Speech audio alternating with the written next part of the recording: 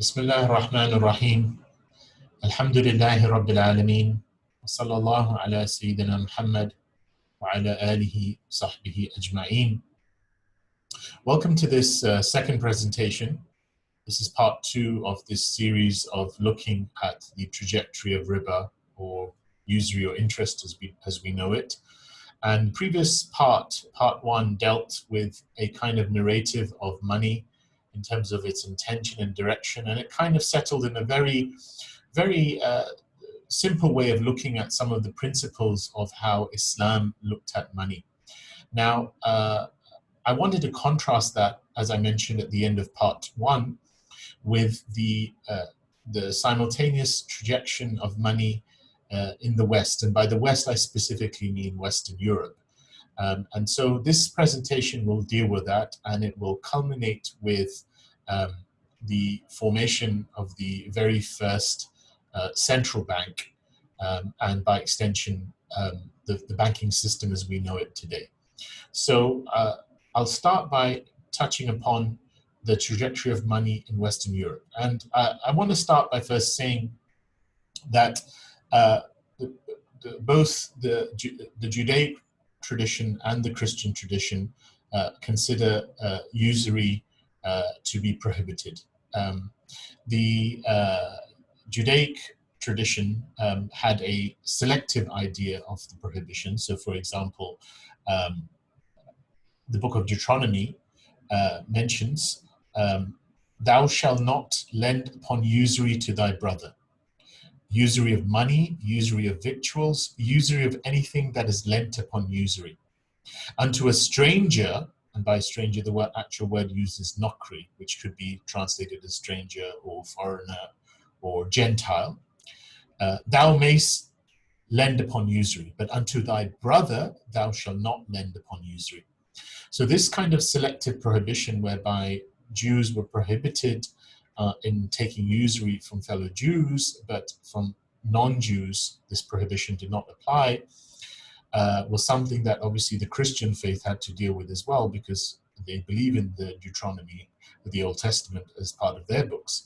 And we find amongst the earliest fathers of the church, St. Ambrose, who is the 4th century after Christ, and he's known as one of the 4 major traditional doctors of the church, and he's perhaps the first person to devote a whole treatise, a whole analysis of this verse in Deuteronomy. And so he famously declared that this line that says, "But unto thy brother thou shalt not lend usury," was an extension by saying, he said, i.e., you have no right to take usury save from him whom you have a right to kill. In other words, he said that the nokri, or the stranger here that one can take usury from, was someone that one was at war with. And according to Ambrose, the famous exception of Ambrose was that in terms of the partition between Jews and Christians, then they are brothers, and therefore they're not allowed to take usury from each other. So this is one of the earliest edicts that was passed by the church. Of course, this wasn't the first. I mean, there were several after that. Usury was condemned in the writings of Clement of Alexandria, Gregory of Nyssa, Cyril of Jerusalem. And in general, this, in Christianity's perspective, was that usury was considered to be a violation of the 8th commandment, thou shalt not steal.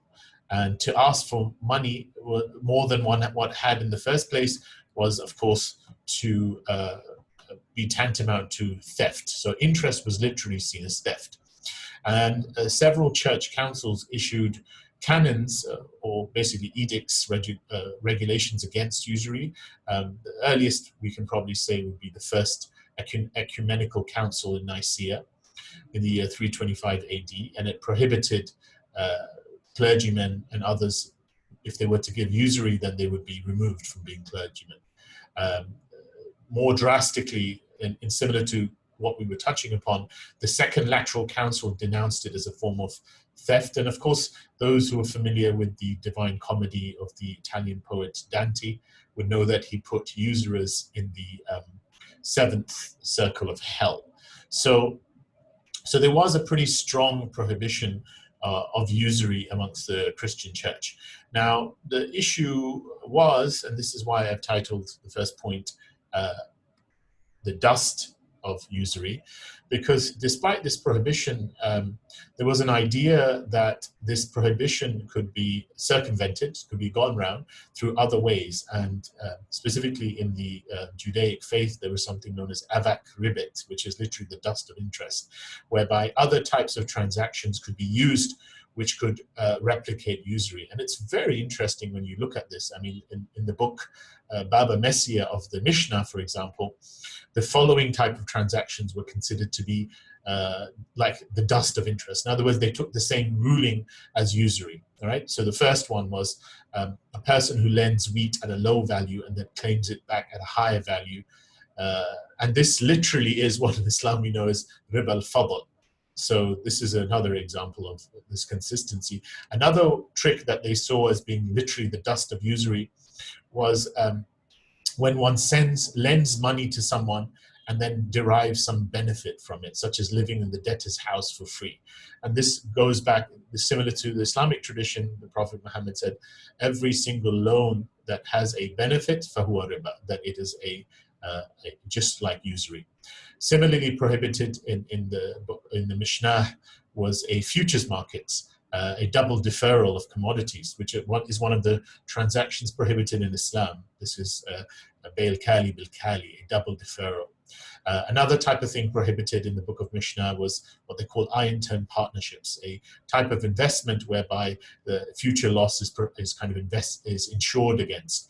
And in Islam, similarly, if you're involved in an investment such as mudarib or musharaka, then you can't have a guarantee of profit. So it's very interesting that the Judaic law and by extension Christian understanding of usury prohibited usury in all its forms, just as Muslims would understand. Now, one of the first articulations that kind of started to try and provide a slight difference to that was the opinion of a canonist in Rome. His name was Hispanus. And this was in the year 1220. And Hispanus basically introduced the concept of interesse. Now, the word interesse literally means in between is. And what it was a kind of reimbursement, kind of a late payment or a late fee for a delay in payment. So what Hispanus said was that if the borrower did not return the money in time, then the lender could charge a fee, a late payment fee.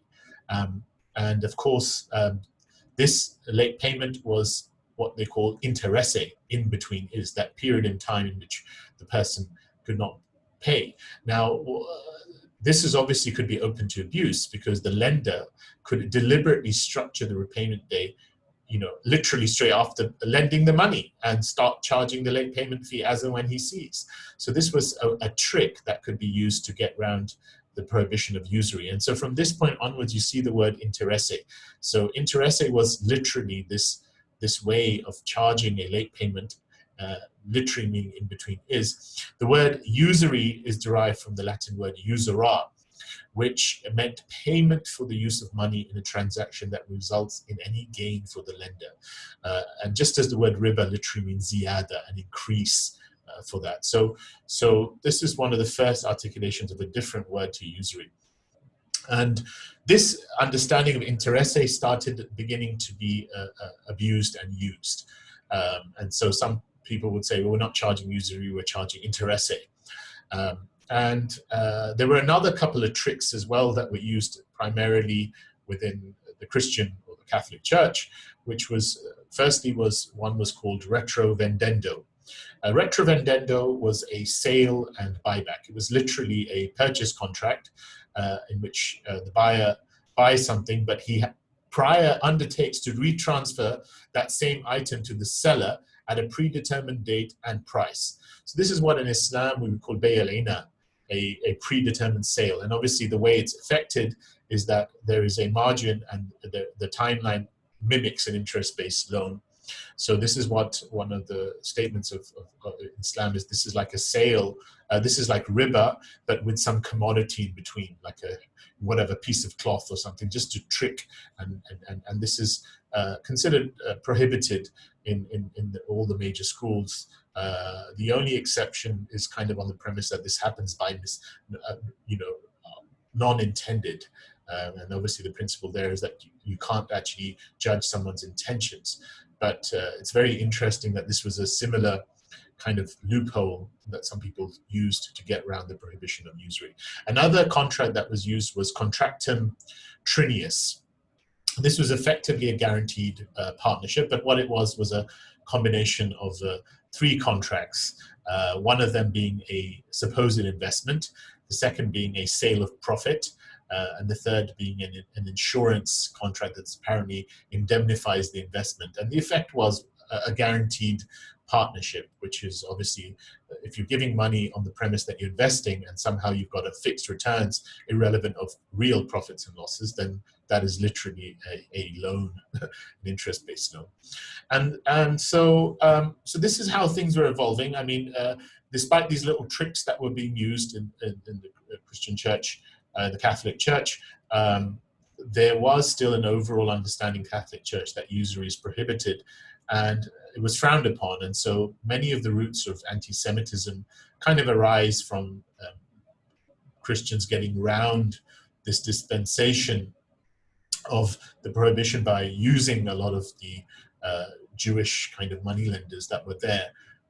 And of course, you know, one only has to see the archetypal merchant, Shylock in The Merchant of Venice, to get as a moneylender to see how deeply rooted some of these stereotypes and images became in the psyche. But one of the initial developments that starts happening around this period is a group called the Knights of the Temple of Solomon. They're commonly called Knights Templar. And they were basically a military order that, as David Graeber notes, and David Graeber was that same person who I quoted before in part one, and I recommended many of you to get hold of his book, Debt, the First 5,000 Years. So if you do, then if you just go to page 291, you'll find a very interesting story of how the Knights Templars were amongst the first people in Europe to create what are known as bills of exchange. And in essence, they modeled this on the pattern of what was already prevalent in the Muslim world, which is known as suftaja, which was basically a kind of a mechanism for transferring cash from one part to the other.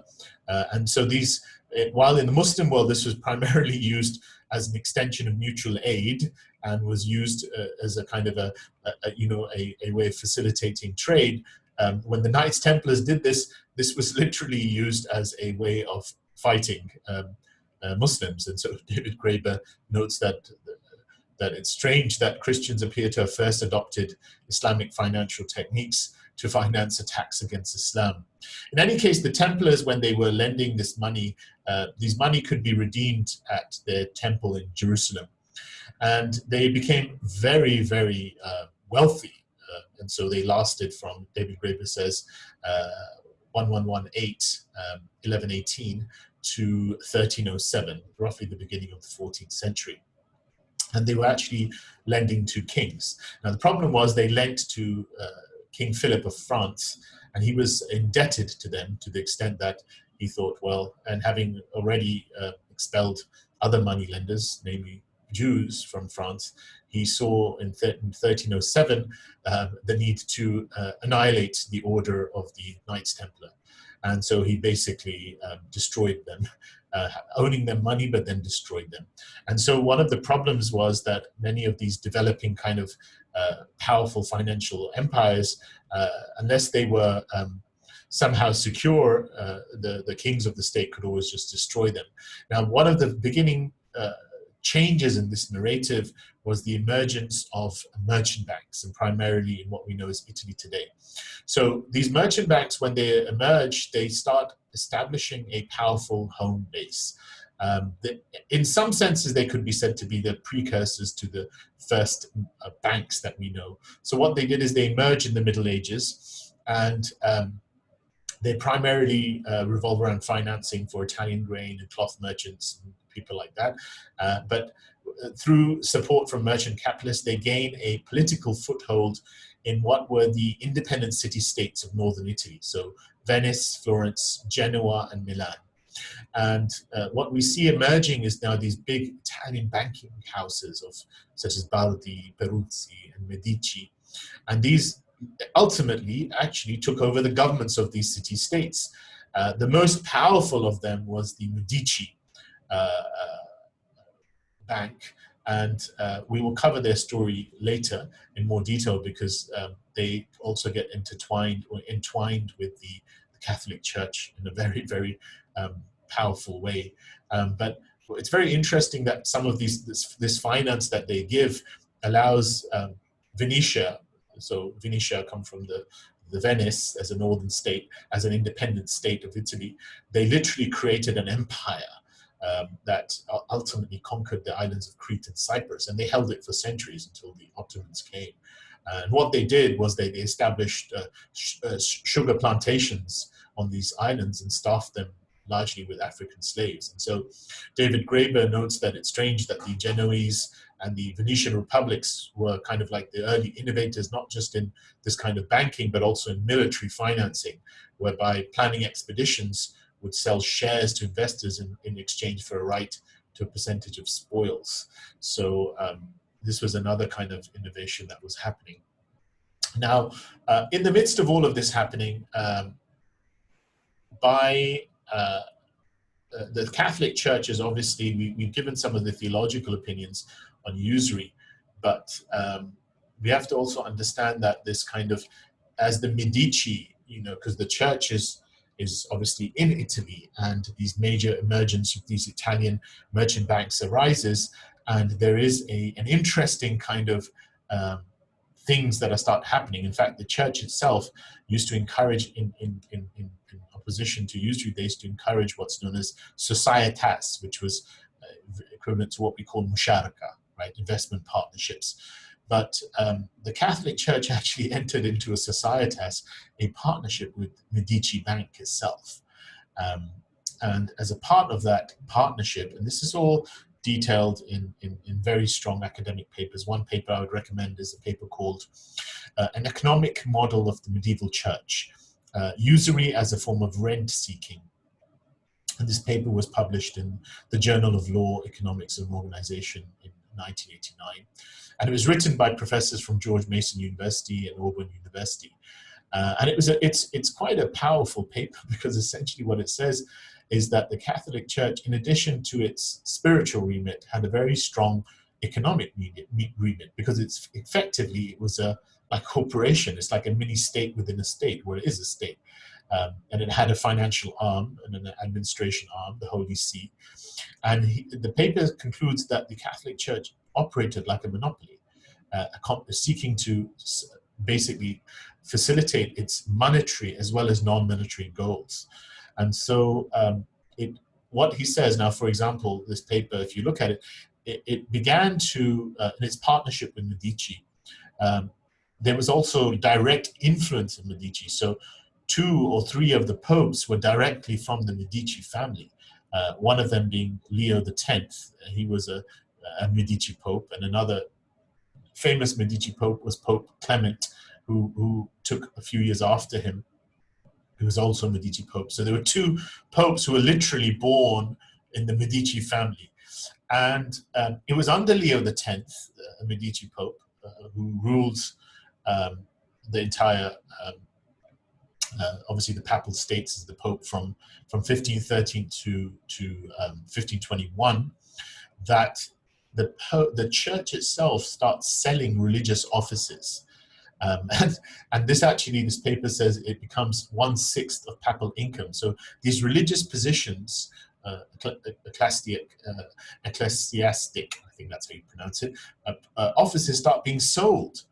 And then another thing that starts being sold, which is really strange, was the Catholic Church in the 13th century put forth the idea of the concept of purgatory, which was that a place that people are not quite condemned to hell, but are serving out their time of the sins that they've done before they will be saved. And so another article basically, or paper basically, notes that this was just like a complicitous wink that sent by Christianity, that Christianity sent the way of the usurers.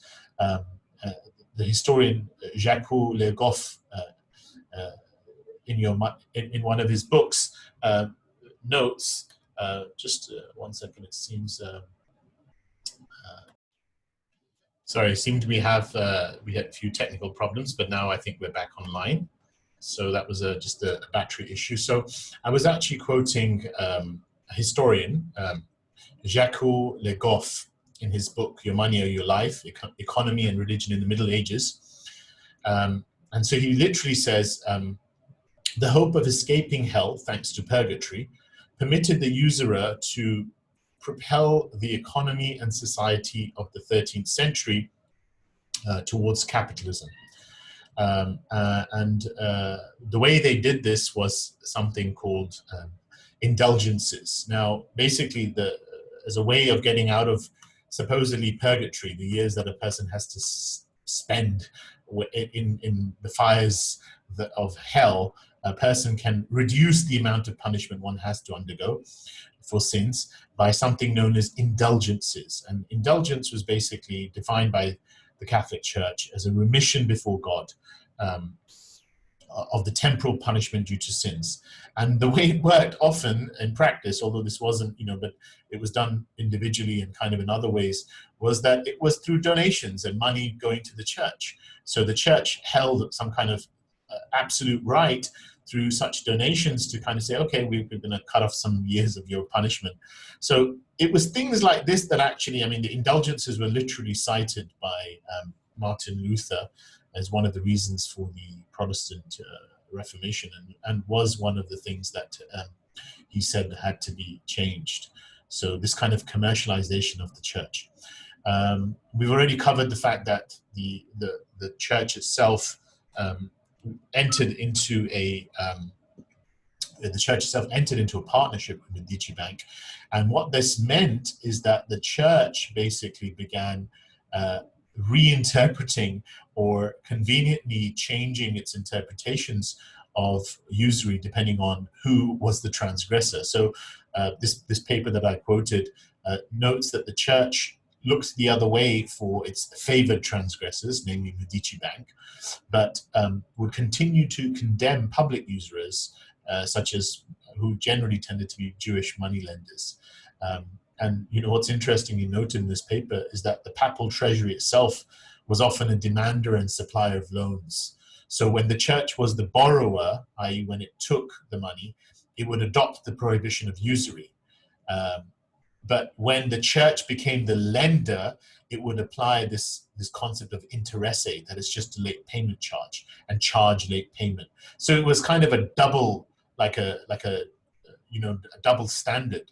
And it would conveniently carry out a lot of its lending at a supposed arm's length, that it would use agents, so not clerics. So, but these agents were operating purely for the papacy, as indicated by countless documents. So it was all, this paper says, it was clearly interested in anything but name.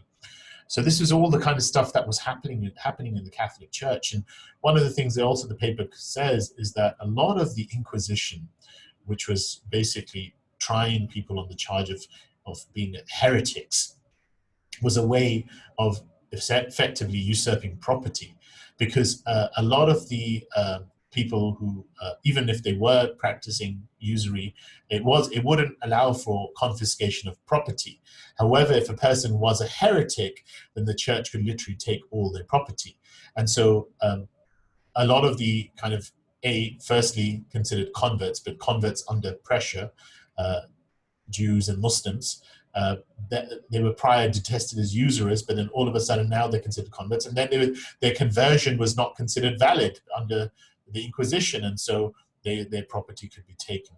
And so this paper that I quoted concludes by saying that that effectively the model of the Catholic Church became a monopolistic model, and so it would just completely adapt and use things to the benefit of even the doctrine of usury, as long as it could come to its monetary benefit.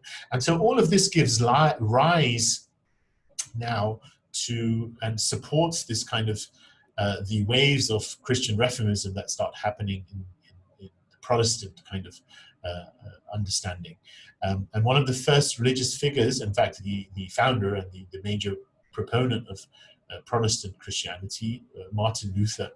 And interestingly, Martin Luther initially supported the prohibition of usury. He was opposed to usury. But when he saw that, because this was kind of leading to like a lot of civil strife that the people were kind of against, it was kind of like a peasant revolt, that he kind of fell back in line and said, undermined the normative authority of the book of Deuteronomy by stating that a Christian was no longer any obligation to follow the long dead Mosaic ordinances. And his famously, in 1525, he stated that considerations of public interest superseded the teachings of the Gospels and obviously the Old Testament when it came to the regulation of money lending. So in his letters to the Prince of Saxony and the City Council of Danzig, he basically enlarges the sphere of private consciousness to kind of be the determiner on what is just or unjust when it comes to usury. And so he did actually state that, generally speaking, as long as the interest is not exceeding 4 or 5%, it could be morally justifiable. Another person who took this even further after that was John Calvin. And he was kind of considered the person who put that kind of like the ultimate death, to the prohibition of usury in terms of the Protestant wing. And so he basically said that it was only the biting usury, that extreme usury, that was prohibited. And as far as other forms of usury are concerned, they are to be limited only by the dictate of conscience, just like Martin Luther, but what he called a rigorous application of the golden rule, which was do unto others as you would have them do unto you.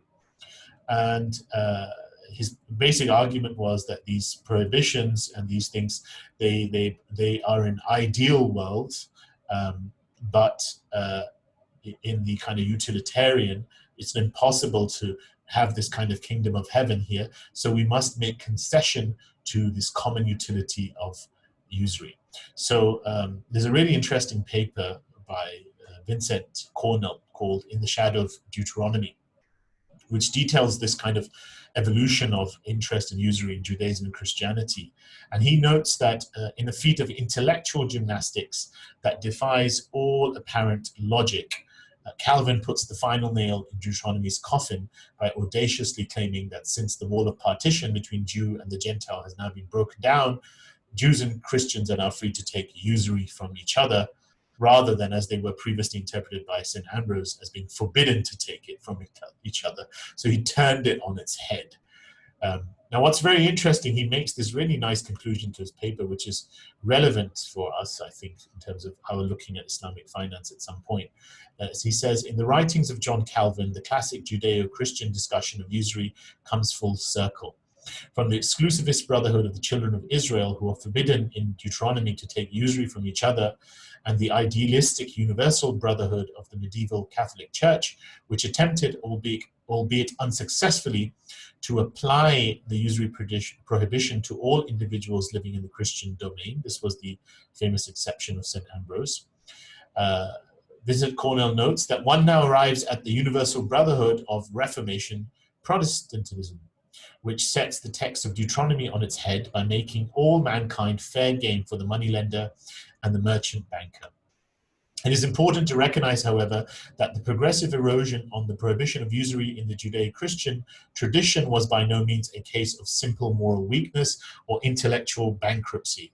Instead, it must be seen as the outcome of successive conflicts between a number of classical religio-ethical oppositions or antitheses, namely the material world versus the hereafter, the ideal versus the real, collective responsibility versus individual conscience, social justice versus public utility, and in a socio-economic sense, the values of relatively small-scale agrarian and trading societies versus the efficiency needs and highly materialistic value system of what was to become the modern world economy. None of these issues are simple, and each must be examined in detail, especially by Islamic scholars if they wish to understand and come to grips with what happened.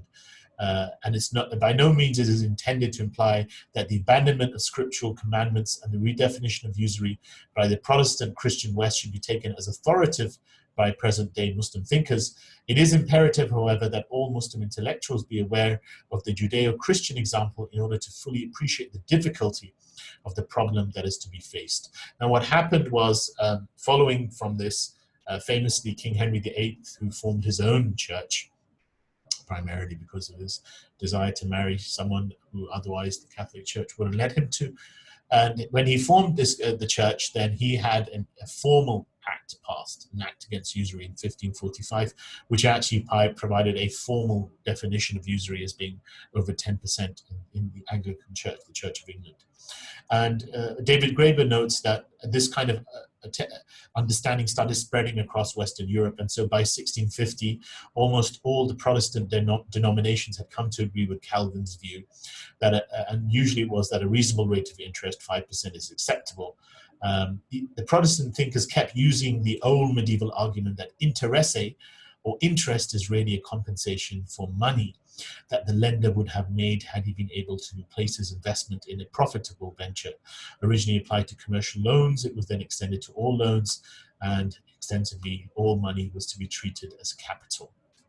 Now, from this understanding, we find that a lot of things start happening in Western Europe, and one of the things that's happening is that roughly the same time when this stuff is happening, we're finding that a lot of the New World, this is which is New World is basically Mexico, Peru, and parts of South America that was discovered by the Spanish Empire when they send their treasure fleets there, and they hit upon so much gold, and so they bring a lot of this bullion, gold and silver, back into Europe. And so in addition to this kind of lending, there is this huge inflation of costs, primarily because a lot of the elite end up with some of this gold. Most of it, David Graeber says, gets shipped to China, but it provides a background in terms of a backing. So this gold is supposedly backing a lot of the new money that starts emerging. And I'll chart how this new money emerges. But one of the things to note is that there was also a huge period of the Black Death that wiped out nearly a third of the population at this time. And roughly the same time, Europe is experiencing the technological advancements in the mining industry and so on. And so this becomes a kind of a very interesting period when inflationary pressures start coming. And so it was around this time that, alongside this kind of evolution, there is a new kind of moral and political and economic questions that are being posed. And this involves the evolution of economics as we see today. And I'll cover this in the next presentation of Adam Smith and who he was. But a kind of a proto-capitalist type of economic thinking starts emerging that moves beyond the Deuteronomic and medieval prohibitions against usury. So this was the first slide, just covering the trajectory of money in Western Europe from the position of Christianity.